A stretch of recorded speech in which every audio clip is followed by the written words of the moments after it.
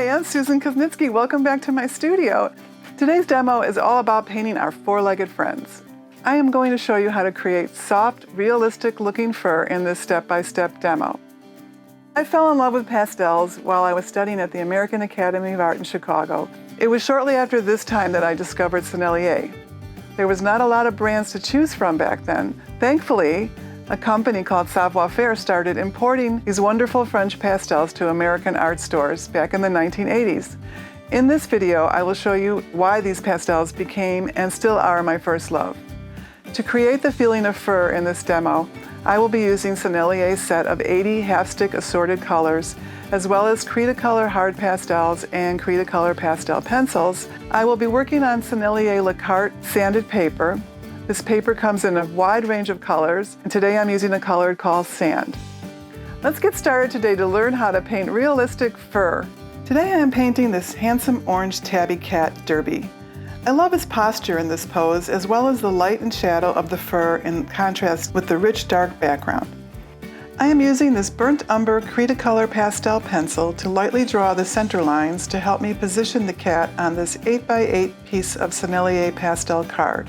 I am holding the pencil like I would hold a paintbrush, not like I would be holding a pencil for writing. This gives me more freedom in my lines. I am using light gestural lines to create the feline grace and flow of Derby. I am also looking for shapes of shadows.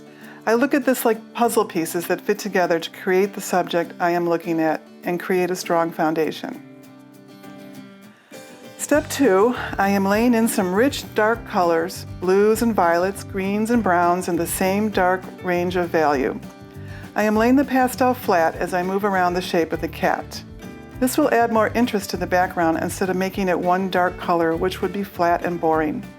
The blues and purples will also add as a complement to the golds, oranges, and rusts colors of the fur. I next lay in the shadow masses that I indicated in my initial drawing, including his eyes with the soft pastels. Again, I want to vary the colors but not the values to make an interesting shadow mass. The same thinking as I explained for the background. The danger of working from photos for beginners is the tendency to copy exactly what is in the photo. My theory is that you are the boss of your painting, not the photo. And these choices I am making come from years of experience. This takes us to step 3. I continue to lay in local colors to represent the different hues and values of his markings. I use a combination of hard and soft pastels to continue this layering process. Some of my strokes will follow the direction of the way the fur is growing. Some areas I will leave strokes showing, and some areas it will be more blended. No need to show every strand of fur. This would become a distraction. I keep building my layers of fur using various shades of ochres, rusts, and browns. The pencils will be handy to keep lightly blending without over-blending. The pastel card I am working on takes the layers of soft pastels so easily and has a buttery feel when applied.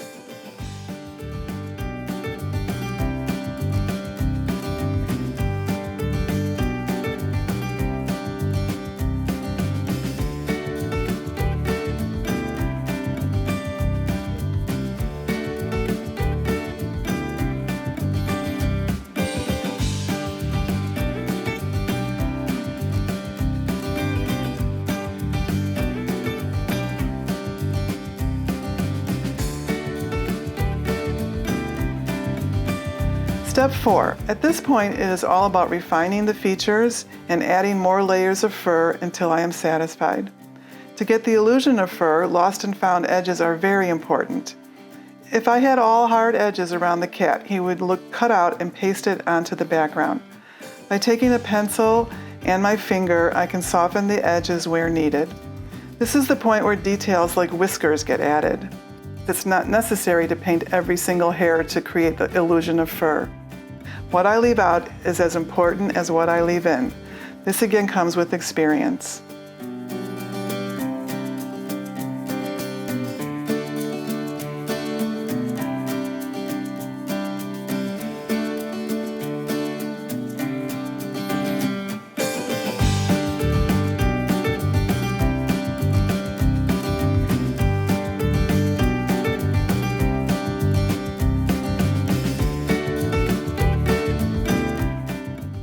Well, thanks for joining me today on my demo on painting our four-legged furry friends. I hope it was enjoyable and I hope to see you again. And here's the finished painting. Again, I am Susan Kuznitsky and I enjoyed sharing my process with you.